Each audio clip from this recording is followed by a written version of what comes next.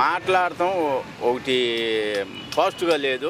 ఆయన పని ఆయన చేసుకెళ్తున్నాడు. అదేలే. అది అంటే ప్రజలకు మంచి చేస్తున్నారా లేదా డిప్యూటీ సీఎం అయ్యాక? చేస్తున్నాడనే నెంబర్ 1 స్థానం. మరి ఎక్కడ కనబడతలేదు అంటున్నారు వైసీపీ వాళ్ళు. ఇవన్నీ అబద్ధాలు. సినిమాలు చేసుకుంటున్నాడు పవన్ కళ్యాణ్ అంటున్నారు వాళ్ళు.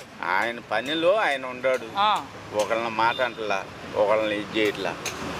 ఆయన నడక ఆయన అంటే పదం వచ్చాక ప్రజలను వదిలేసి అయ్యేం లేదు. వాళ్ళు చెప్పేది వాళ్ళు 100 అనొచ్చు, అదేం లేదు. అంటే రోడ్లు కూడా వేపిస్తున్నారు, ఆయన మన్యం ప్రాంతంలో తిరుగుతున్నారు, సాగుతున్నాయి పనులు అనేది. ఓకే, నిదానంగా ఆయన పని ఆయన చేసుకుంటున్నాడు, ఒకళ్ళని అనకుండా. అంటే సినిమాల్లో ఉండాలనుకుంటున్నారు, రాజకీయాల్లో ఉండాలనుకుంటున్నారు? రాజకీయంలో ఉంటేనే రాజకీయాల్లో ఉండాలి పవన్ కళ్యాణ్ అంటే పట్టు వచ్చింది. ఓకే, అది భవిష్యత్తులో ముఖ్యమంత్రి అవుతారా? ఆ మాట మనం చెప్పలేము.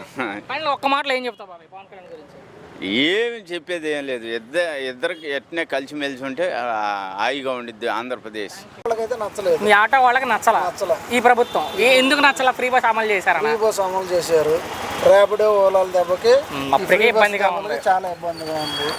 ఎన్నికలు అప్పుడే చెప్పారు కదా ఫ్రీ బస్ పెడతామని చెప్పారు, కానీ ఇంత అన్యాయం జరుగుద్దని మేము ఎప్పుడు ఊహించలేదు. కాబట్టి మంచి నిర్ణయం, మంచి ప్రభుత్వంగా ఏర్పడి మంచి చేస్తారు అనుకున్నాము. కానీ ఫ్రీ బస్ పెట్టేసి ఆటో వాళ్ళు బట్టలు కొట్టేసి ఒక్క డ్రైవర్ కాదు, దీనివల్ల ఒక కుటుంబ వ్యవస్థ నాశనం అయిపోతుంది.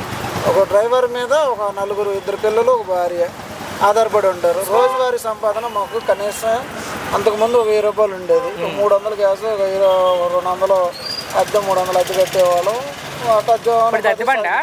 ఇప్పుడు అద్దె వచ్చేసి ఆటోకి 400, రోజువారీ గ్యాస్ 300, 700 పోతుంది. మేము దోలుతుంది 200. ఇంట్లో ఇంటి అద్దె ఏంది, పిల్లల చదువులు ఏంది. అంటే ప్రభుత్వం 15,000తో కాకుండా మీరు డ్రైవర్ అయితే అందుతాయి, ఓనర్ అయితే తెలుసు కదా మీకు, ఓనర్కి వెళ్తాయి. అవును, మనకి రావు. అంటే సొంత బండి అయితే వచ్చాయి, అది అయితే అది కూడా రాదు. ఆ 15,000 కాకుండా మీ ఆటో వాళ్ళకి ఏం చేయాలనుకుంటున్నారు మీరు? కేసులు, ఇన్సూరెన్స్ అలాంటివి. ఇప్పుడు ఒక కేసు చూపెట్టమంటారు మీకు 1535 రూపాయలు.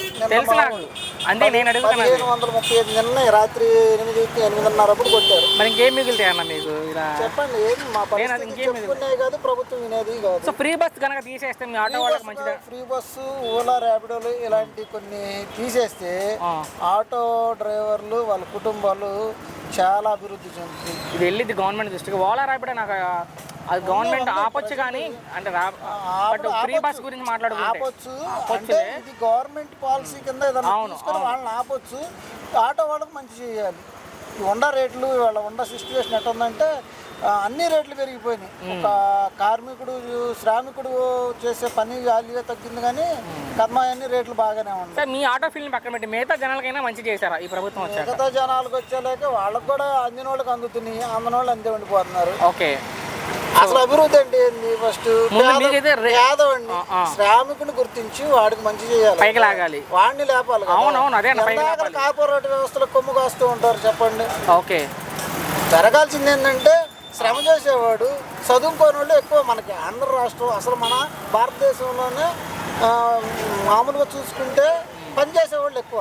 అంటే ప్రభుత్వం చెప్పే పథకాలు ఏమి అందట్లేదు, తల్లికి వందనాలు కానీ అవన్నీ పార్టీ పరంగా ఎవరు ప్రభుత్వం వస్తే వాళ్ళు వాళ్ళ కార్యకర్తల పరంగా చూసుకుంటున్నారు. కానీ ఇంటింటికి అయితే మాత్రం ఏ పథకం కూడా. జగన్ ప్రభుత్వంలో కూడా అలాగే జరిగిందా? జగన్ ప్రభుత్వంలో కొంతమటికి వాలంటరీ వ్యవస్థ ద్వారా చాలా మంచి జరిగింది, అది మాత్రం చెప్పుకోగలుగుతాం. జగన్ ప్రభుత్వంలో వాలంటరీ వ్యవస్థ అనేది ఉండటం వల్ల ఇంటింటికి ఎంతో కొంత పథకాలు చాలా మట్టుకు అందినాయి. దీనికి ఇంటింటికి తిరిగి వాళ్ళని లేరు కాబట్టి వాళ్ళు లేదు కాబట్టి లెక్కపాతం లేదు. చివరికి ఒక్క మాటలో ఏం చెప్తారు? చివరికి ఒకే ఒక మాట కూటమి ప్రభుత్వం మీద. కూటమి ప్రభుత్వం మీద అయితే ఈసారి అయితే కొంచెం డౌట్గానే ఉంది.